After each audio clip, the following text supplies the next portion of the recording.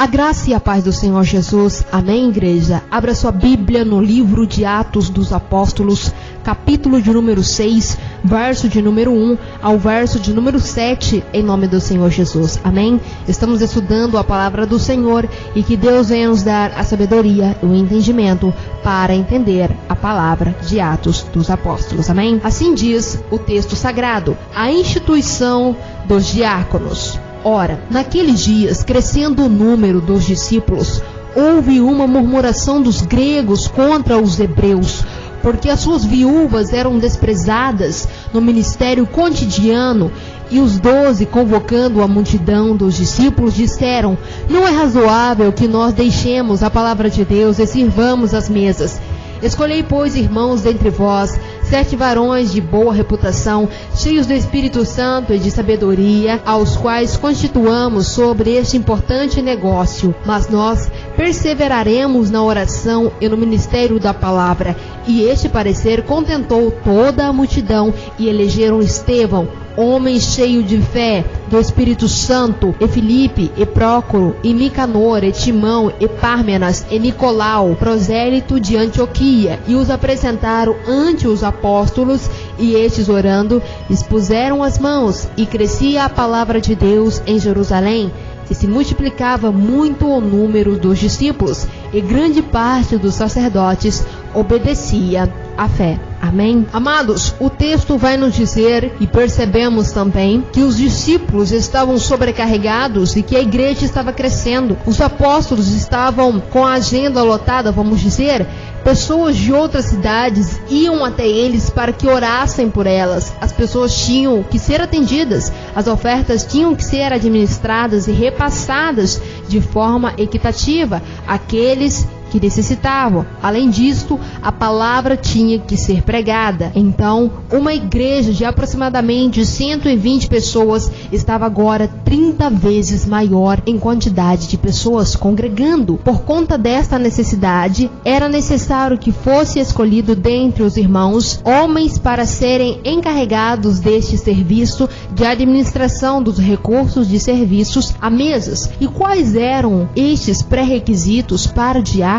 Primeiro ponto, era importante que o diácono fosse cristão confesso. Ele iria administrar, repassar com justiça os recursos aos carentes. Não tinha como contratar um empregado para administrar o serviço. Seria absurdo. Na obra do Senhor trabalham os servos do Senhor. Segundo ponto, boa reputação. Além de ser crente nominal, era necessário que fosse crente que vivia como crente.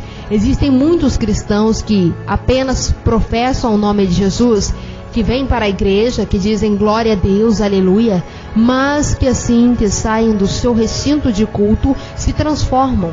Na igreja são santos, em casa não são mais santos. As pessoas se transformam literalmente. São dissimulados, mentirosos, enganadores, egoístas, avarentos e desonestos. Para ser um diácono da igreja é necessário não somente dizer ser crente, mas acima de tudo viver como crente. Terceiro ponto, ser cheio do Espírito Santo. Para fazer a obra era necessário estarmos juntos com o dono da obra, o Senhor. Se Ele não nos der as coordenadas exatas daquilo que quer que nós façamos, correremos grande risco de fazer da forma errada aquilo que Ele nos pediu. E o Espírito, dentre várias, tem esta função: o poder de nos capacitar. É impossível fazer a obra de Deus sem estar com o Deus da obra em nós. Assim que os diáconos precisam também ser cheios do Espírito Santo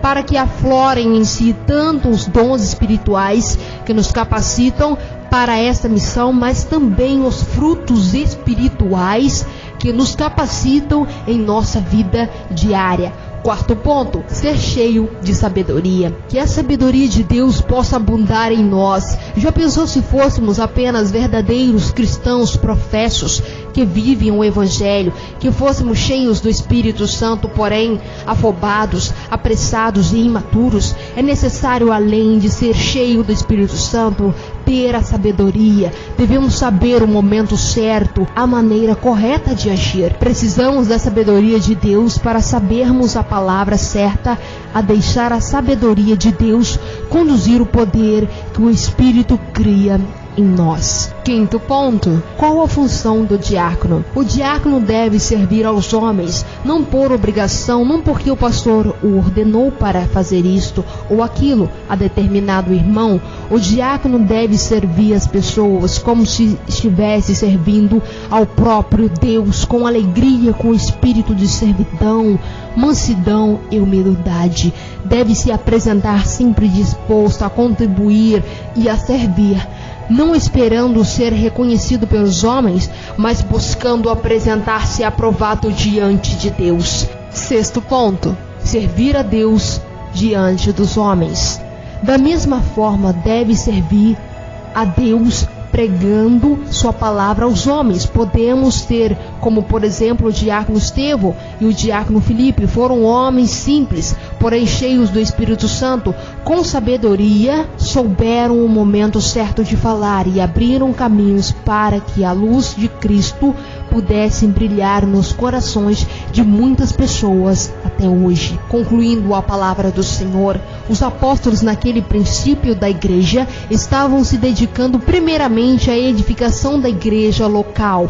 Eles estavam exercendo uma função pastoral no meio da igreja.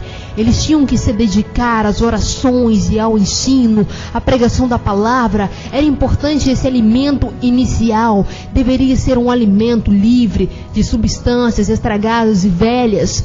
Aleluias! Mas tudo deveria ser puro e novo. E os apóstolos estavam atarefados nesse propósito de ensinar, de doutrinar, discipular a igreja de Jesus Cristo. Daí a necessidade de instituição dos diáconos, com a autoridade conferida por Deus aos apóstolos. Aos diáconos eram escolhidos diante da igreja e consagrados ao ministério. Assim, eles poderiam se dedicar ao ensino e à pregação da palavra. Amém?